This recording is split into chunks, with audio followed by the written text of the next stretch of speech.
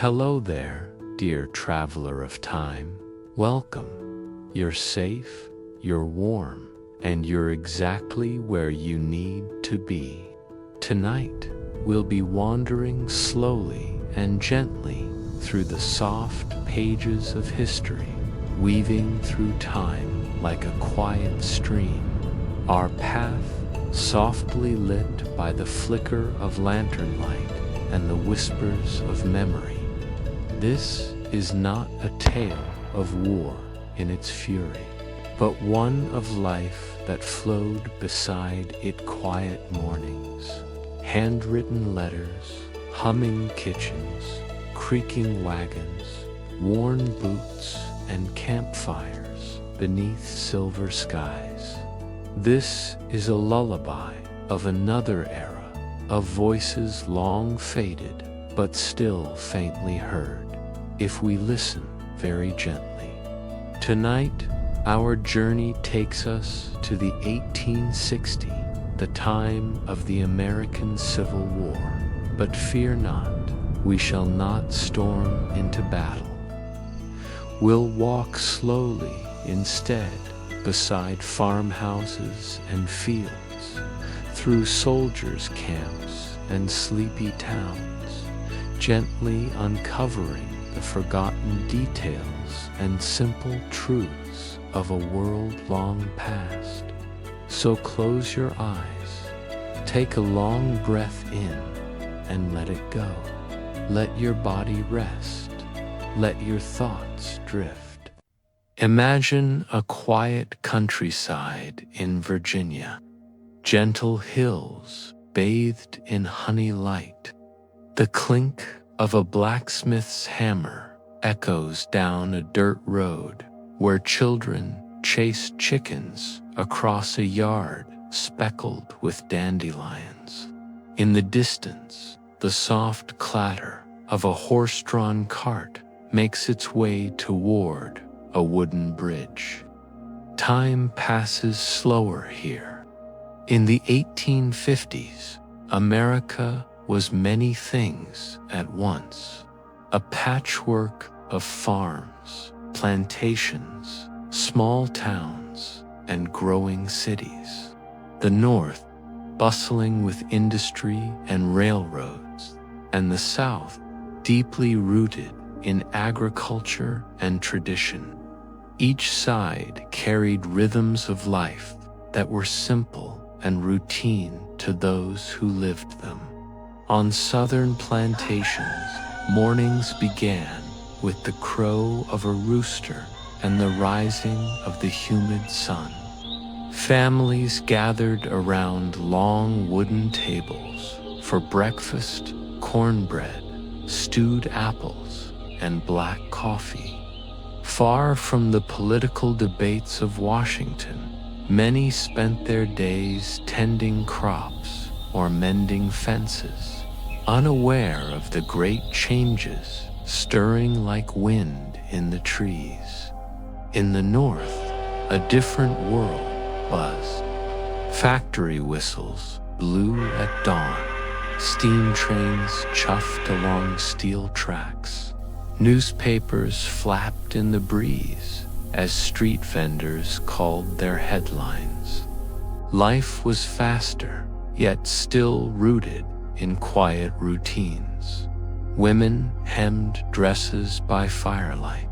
School children recited poems from memorized books, and everywhere letters were written. Long, heartfelt letters about weather, about corn harvests, about missing someone. These handwritten pieces, sealed with wax and sent by post, stitched the country together like thread in a patchwork quilt.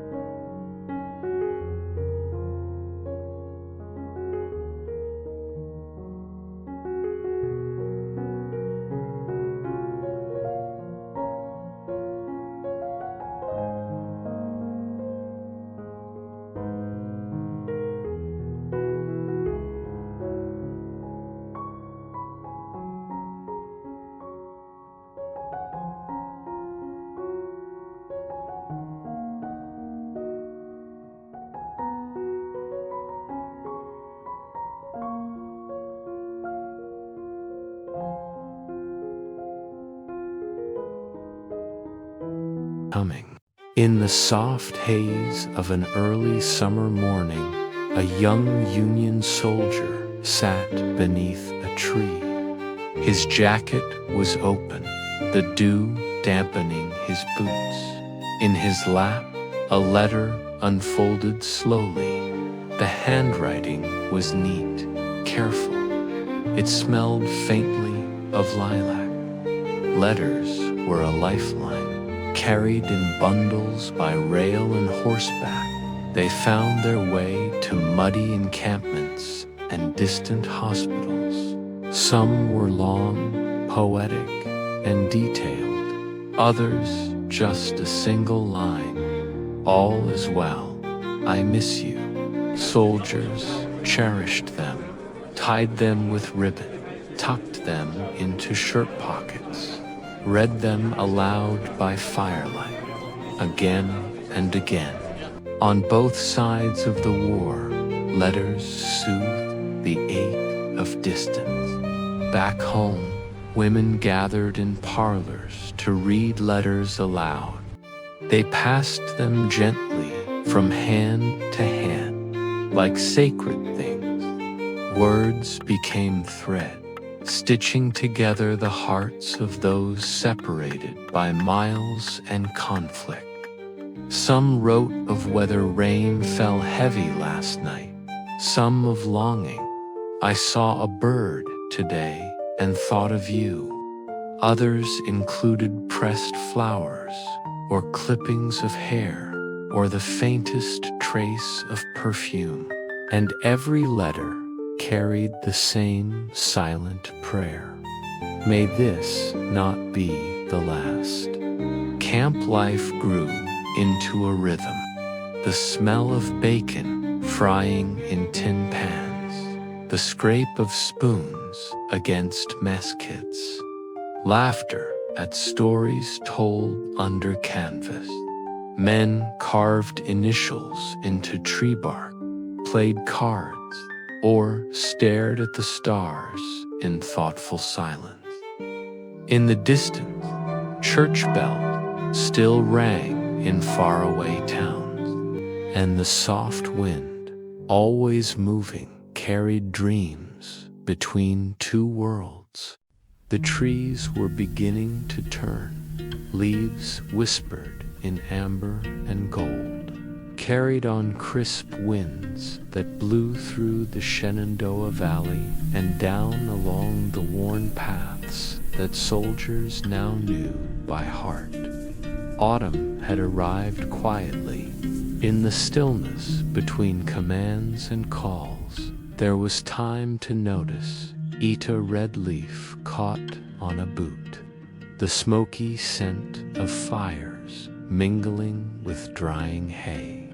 Men marched now slowly, their steps softened by fallen leaves. Long lines of soldiers wound their way through woods and hills, the jangle of canteens and clatter of gear softened by mossy earth and forest hush. Roads were no longer just routes between places. They were companions, etched with stories and footsteps, winding beneath trees that remembered older times. Here and there, along these paths, small acts of kindness bloomed like wildflowers. A group of townspeople leaving fresh bread on a fence post, a child waving from a wooden porch, a letter slipped into the hand of a passing courier. Encampments were quieter now. The novelty of soldiering had faded into a rhythm of patience. Tin cups clinked at supper. Men huddled in twos and threes around low fires, their laughter softer now, more inward. The stars above grew sharper in the crisp air, and the moon seemed to linger longer, casting its soft gaze on rows of sleeping tents. Farm fields, once filled with corn and cotton, stood still, The harvest had been left to fate, and rows of stalks rattled dryly in the breeze. The land, too, seemed to hold its breath, and through it all, a great quiet blanketed the countryside, the kind of quiet that held both sorrow and comfort, the kind that reminded everyone the seasons still turn. Life, in its slow and steady way, continues. Winter crept in quietly, on a wind both cold and clear. In the hills of Tennessee and the fields of Pennsylvania, frost spread like lace across the earth. Canvas tents huddled close together, their tops dusted white by early snow. At night, fires flickered low, each flame a guardian against the long, dark hours. Soldiers wrapped themselves in thin wool blankets, their breath rising in soft clouds as they spoke in hushed voices. Some slept in shallow dugouts, lined with pine branches and hay. The smell of smoke clung to every coat, every glove, every letter home. But winter brought moments of surprising stillness. There were snowball fights in camp, full of laughter that echoed through the bare trees. A soldier carved a tiny horse from wood and gave it to a friend. Another whistled an old hymn, soft and low, as he cleaned his rifle in the pale afternoon sun. Holidays passed with longing and hope. On Christmas Eve, candles were lit in windows miles away, in homes missing fathers, sons, and brothers. A mother in Vermont placed extra logs on the fire, hoping somehow her warmth might reach the boy she missed. Rations were meager. Coffee was stretched with roasted corn. Bread grew hard, but letters continued to arrive, folded with care, wrapped in string. A bit of dried apple inside one, a line of poetry in another. And at night, the stars blinked down through the smoke and frost, steady and silent. Fires were watched through long watches. The flames told no stories, but they listened to many, of a girl back home, of a younger brother left behind, of the dream of spring. The world, hushed by winter, seemed to pause, not in fear, but in deep, shared endurance. There are few comforts in war as deeply felt as the sound of music. Beneath a sky scattered with stars, far from home and hearth soldiers found solace in the soft strum of a banjo, the lilt of a fiddle, or the simple rise and fall of a voice humming through the cold night air. Around quiet campfires, melodies took shape. Some sang old folk songs passed down from grandparents. Others tried to remember the hymns of Sunday mornings. Home, sweet home, drifted on the breeze more than once, bringing mist to eyes not from smoke, but from memory. Drums, when not needed for marching, became instruments of rhythm and reflection. Soldiers tapped gentle beats, steady as a heartbeat. Tin cups and wooden crates joined the chorus, a harmony born not of stage or study, but of longing and warmth. In Union and Confederate camps alike, music erased distance.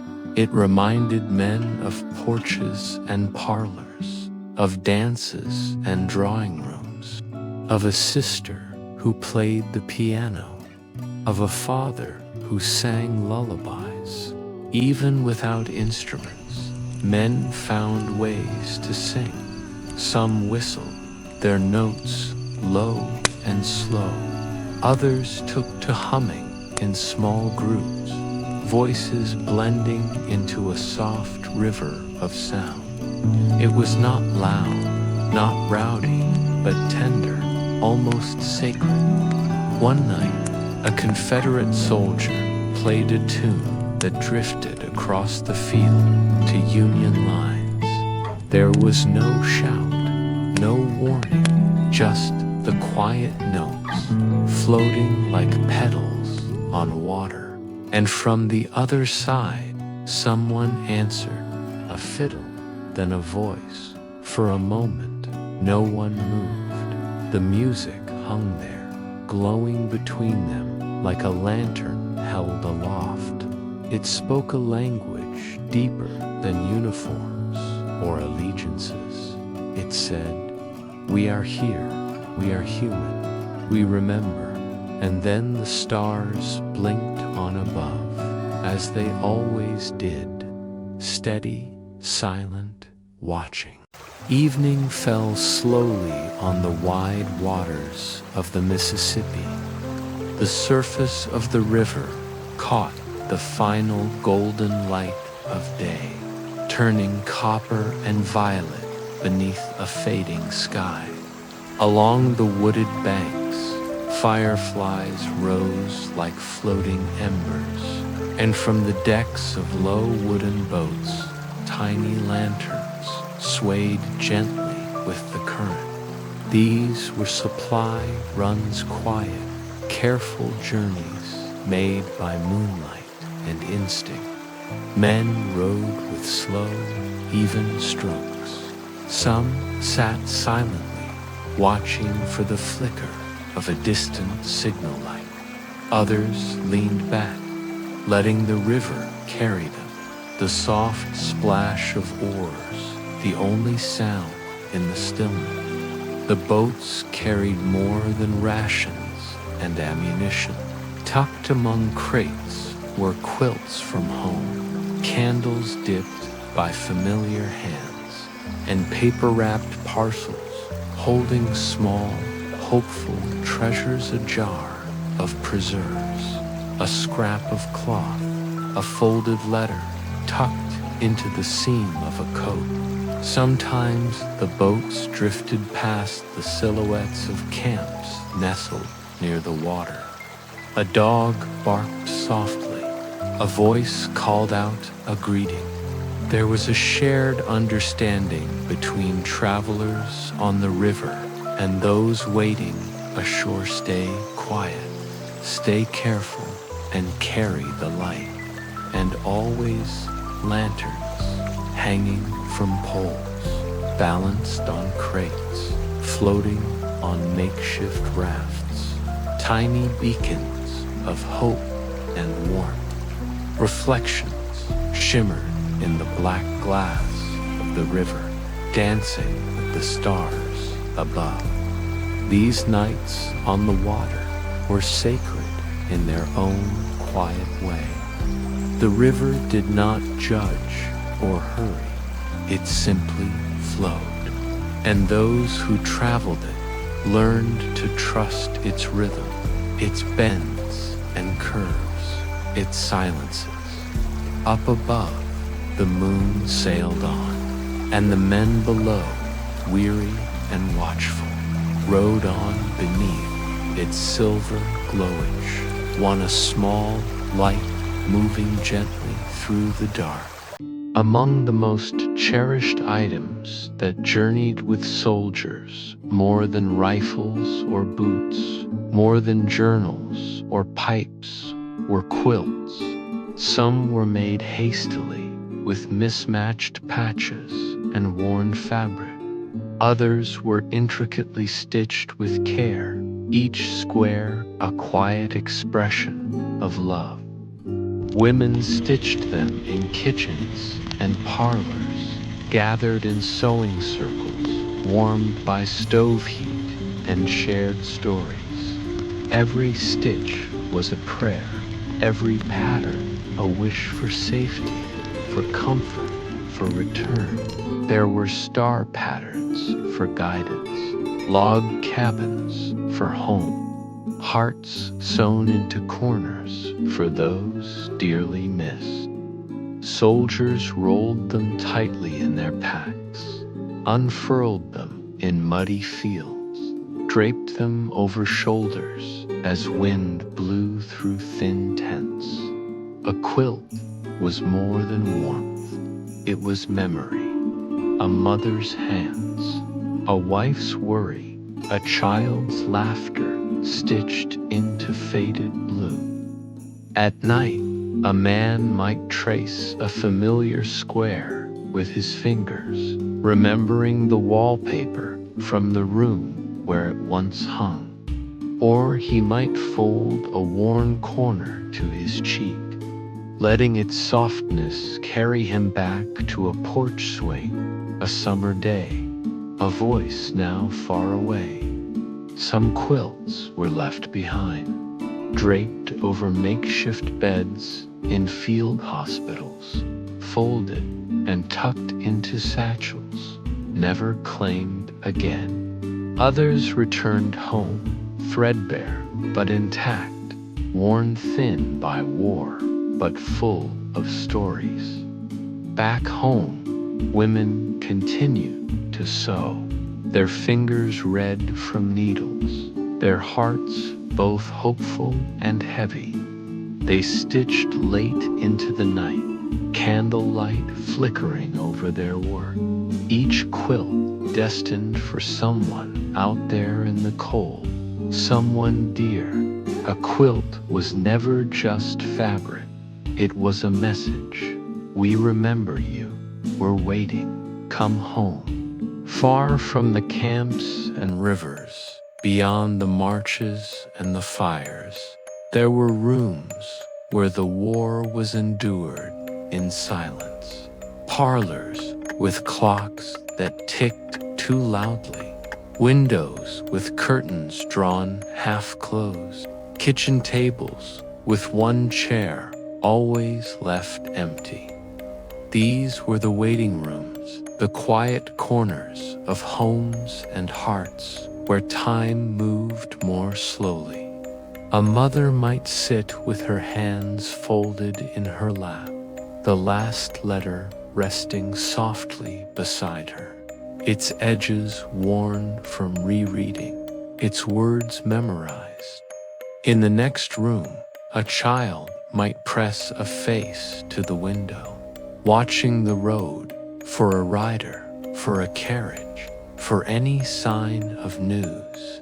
On some days, the house might fill with hopeful noise boots at the door, a cousin's visit, a knock that made every heart flutter.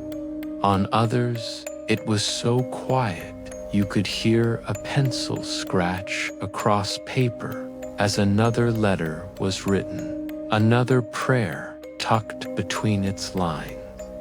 Women met at churches, in schoolyards, along fences. They exchanged the smallest updates. He's near the river now. Still, no word since spring. They say it may end soon, and then they would nod, smile softly, and return to their waiting. The homes themselves aged in those years. Porches sagged, paint chipped, gardens went untended. Time left gentle marks, not from neglect, but from hearts focused elsewhere. And yet, love lived in those waiting rooms. Quilts folded carefully, bread left warm on the hearth, letters stacked like offerings beside the bed. Evenings were the hardest. As light faded, the rooms filled with memory. Rocking chairs moved slowly back and forth. A cat curled up in the soldier's empty spot. Candles were lit, stories were told, songs were hummed softly, not to entertain, but to remember. The waiting was long and heavy, but it was full of quiet courage. By the spring of 1864, the fields had grown tired. Once they had blossomed with cotton and corn, stretched green across rolling hills. Now they held footprints, ruts from wagons, the long, winding shadows of passing regiments. The earth itself had changed, trampled, packed, churned, again and again. Grass did not return so easily where boots had marched. But even here, in these quiet fields, peace had a way of seeping in. Birds still sang at sunrise. Trees still rustled in the wind. The breeze still carried the scent of honeysuckle when the season was ripe. And men, weary of long campaigns, found short moments of stillness beneath wide skies. They lay in the shade of dogwoods, gazing upward at clouds that didn't know war. They washed their hands in cold creeks.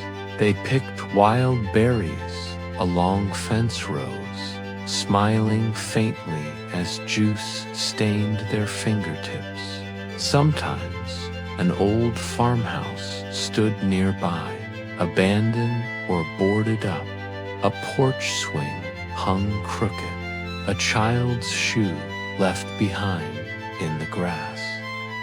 These places were visited with quiet steps and soft hand, as if time might be rewound just by walking carefully enough. In one such place, a soldier found a book of poetry on a shelf and read aloud by candlelight.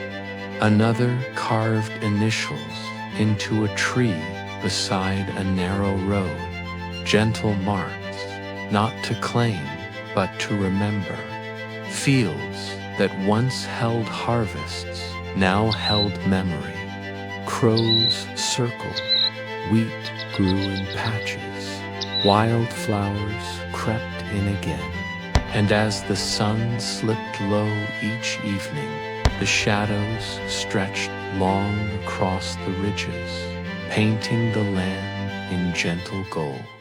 By the final months of the war, the roads that stretched back toward home were longer than ever.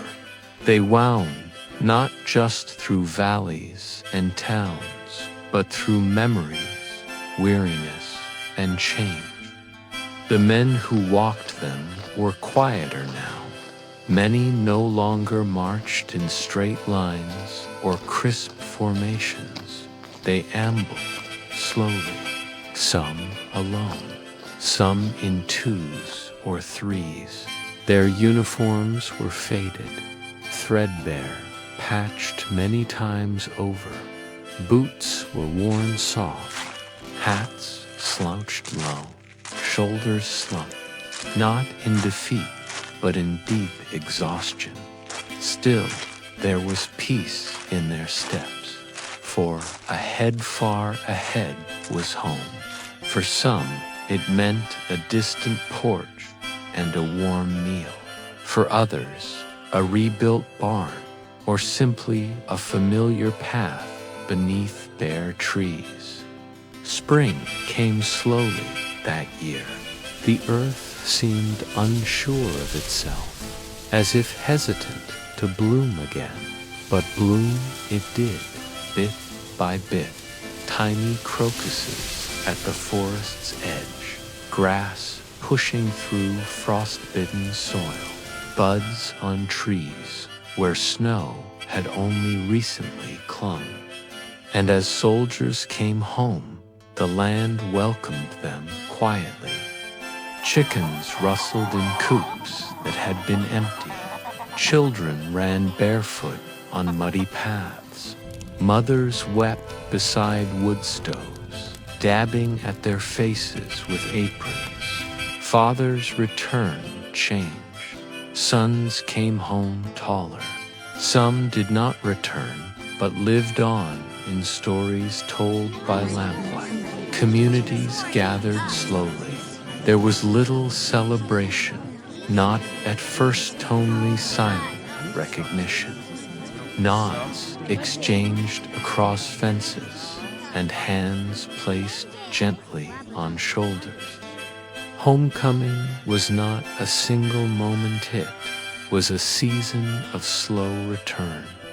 Time moved differently in those days. Calendars were marked not by dates, but by who had returned and who was still awaited. And when fires burned low each evening, the sound of footsteps on dirt paths brought hearts to the window.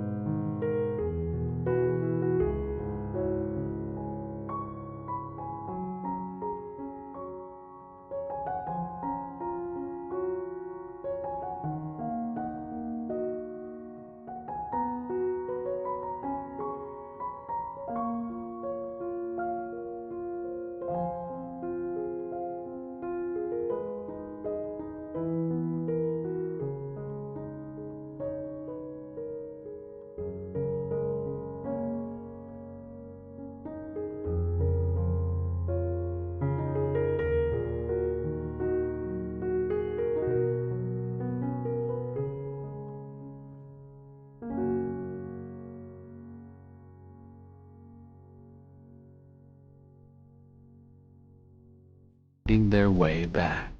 Fields had to be cleared, wells cleaned, schools reopened, often in the shade of trees or inside barns.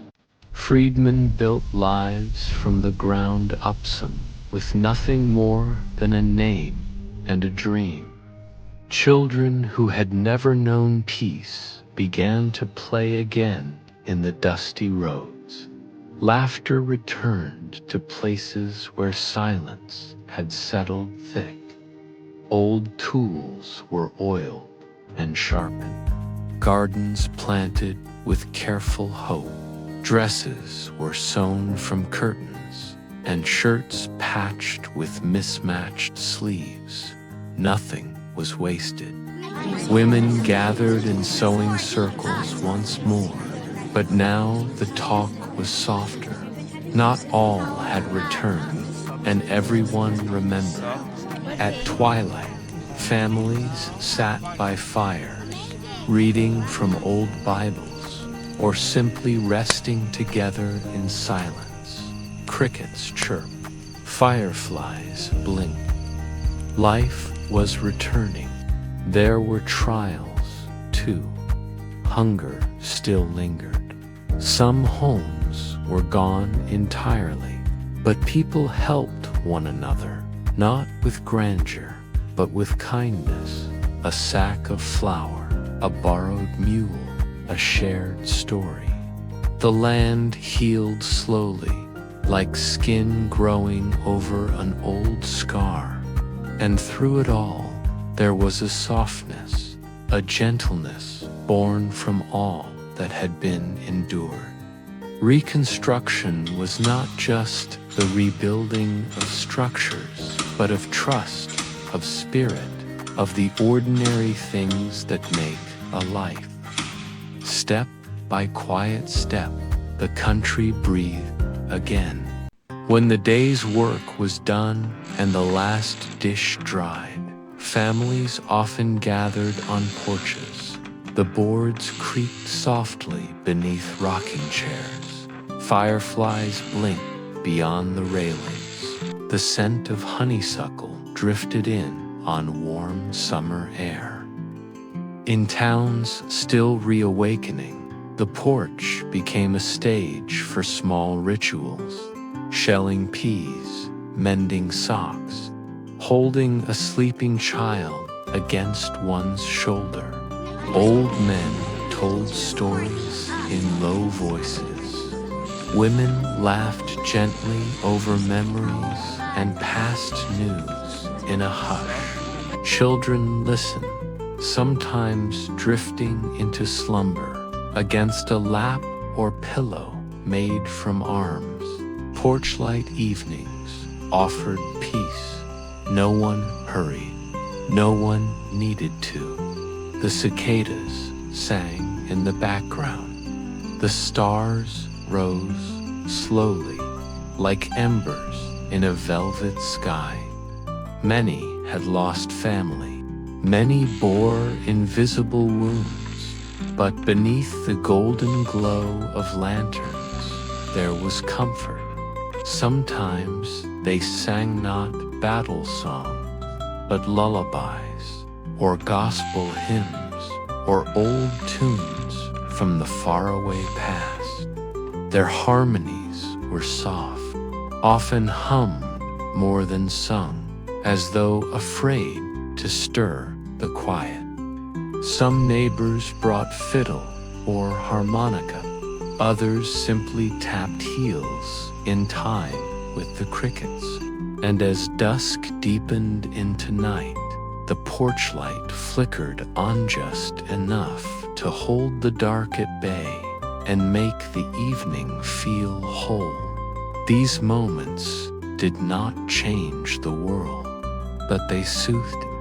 And in those hushed gatherings, healing continued, not with grand speeches, but in the hush between stories, the weight of a hand resting on another, the flicker of warm yellow light on faces that had endured and now simply sat and watched the stars. Time passes. UT memories do not fade. In parlors and bedrooms, across the recovering land, hands continued their quiet work. Mothers, daughters, and grandmothers stitched together squares of cloth, each piece a story. One patch might be from a soldier's coat, another from a child's dress, a corner of a Sunday tablecloth, a sliver of curtain faded by the sun. Each fabric told of days gone by, ordinary days, treasured through remembrance. The memory quilt was more than warmth, it was remembrance itself. With every needle stroke there was reflection, gratitude, even healing. Families gathered around these quilts, sharing tales about where each patch came from. There was laughter and sometimes tears, but always a hush of reverence. In some communities, women made quilts together and gave them to those in need. Others embroidered names into the fabric, a quiet memorial stitched in thread. The gentle rhythm of the needle moved in time with the heart, up, through, down, a stitch for each step of the journey. Hung across walls or folded at the foot of a bed, these quilts became keepers of history. They didn't tell the story of generals or battles, but of love, resilience, and the warmth that endured.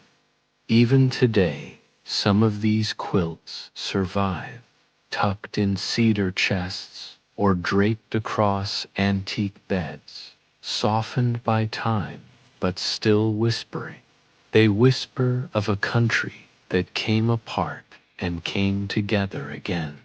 Not with noise, but with threads, not with monuments, but with cloth, softly, patiently, piece by piece. And now, just before the curtain closes on this quiet tale, we visit one final place, somewhere beneath the tall trees of a grove near a quiet town. A few old friends gather one last time. Their beards are grayer, their movements slower, but their voices still warm. The war is long past now, but its echoes remain in scars, in memories, and in silences. They sit around a low fire, the flames soft and low, barely crackling. One man stirs the embers with a stick. Another pours coffee from a dented tin pot into enamel mug. Someone hums a tune from long ago, half remembered, half made up. No one minds. The melody drifts into the woods like a gentle breeze. They do not talk of battles, not really. Instead, they speak of fishing trips, of sons and daughters, of crops and fence posts, of simple things. One of them remembers the name of a dog they once fed at camp. Another tells of a pie baked by a kind widow along the march. They smile. Sometimes they laugh, not loudly, but in that deep, restful way that comes with shared memories. As the night deepens, they fall quiet. The stars appear slowly, and the night wraps around them like a wool blanket. One man takes out a harmonica, plays a few notes. It's a lullaby now, a lullaby for those who came and went, and those who stayed. The fire dies low, the night grows still.